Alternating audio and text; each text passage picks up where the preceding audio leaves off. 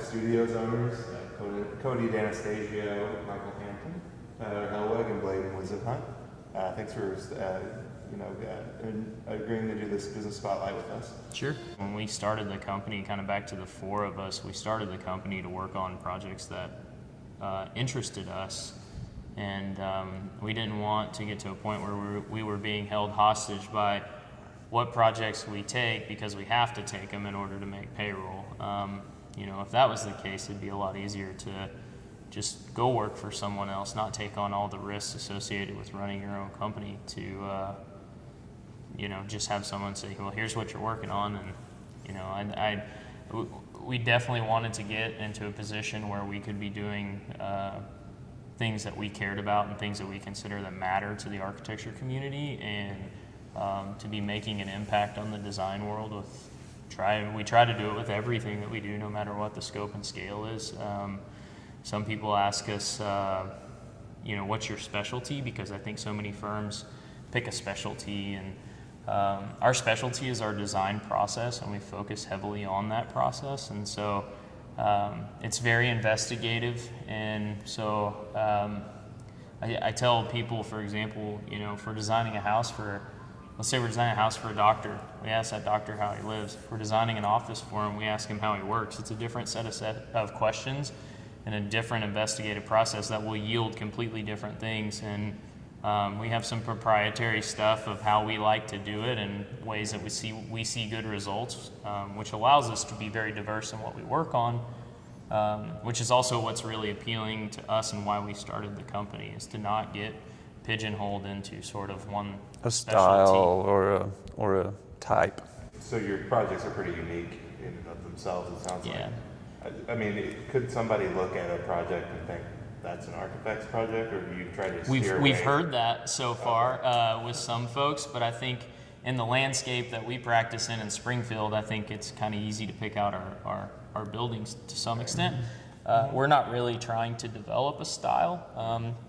I think that we practice from trying to create architectural from a very original process, but there are certain things that are going to sort of be your watermark, whether you realize it or not. And some things you maybe can't get away from. It may be a way you like to do something, and because of your convictions or beliefs that is the best way to do it, you do it on multiple projects, and then to some observer, they say, oh, well, that's an Arkifex project. Yeah, I think it's starting to show that even though what we're putting into each project is not so much a style or an object or a thing, and it's more an idea or a concept. Those ideas of how to practice and how to think about problem solving within a piece of architecture, it's starting to show through in detail and in certain uses of materiality within a space and experience within a space.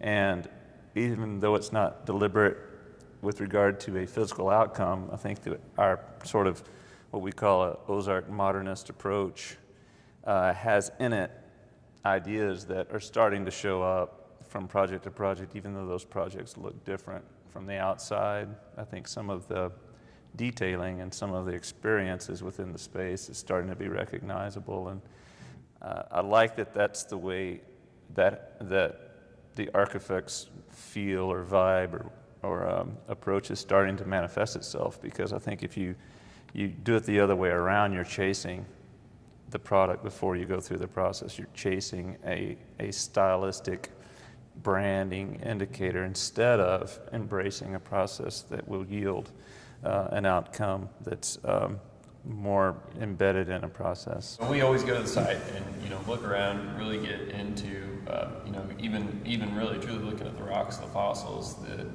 trees that are in the area, of course the topography, and that really starts to derive that next step of actually siting a project and conceptual layout, which will eventually turn into the end result. So we like to make sure that everything is derived completely from its site, and that's how we connect to those arts in one sense of that too. Mm-hmm. So I think a lot of the projects we work on here, there's a lot of limestone here. We like to use a lot of limestone. We like to use trees that are from the site that we can mill down and use as a finish on a building, to try and connect the building in a conceptual, but then a really very literal, tactile way to its site that you can just reach out and touch.